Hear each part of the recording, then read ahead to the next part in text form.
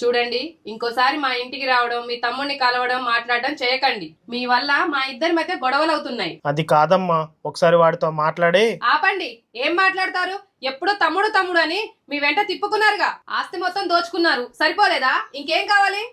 ఎవరు కవిత ఫోన్లో అంతగానం కోపంగా మాట్లాడుతున్నావు? ఇంకెవరు? మీ అన్నయ్య. మీకు ఫోన్ చేయడం, మాట్లాడడం చేయొద్దంటున్నా. మన ఇంటికి కూడా రావద్దంటున్నా.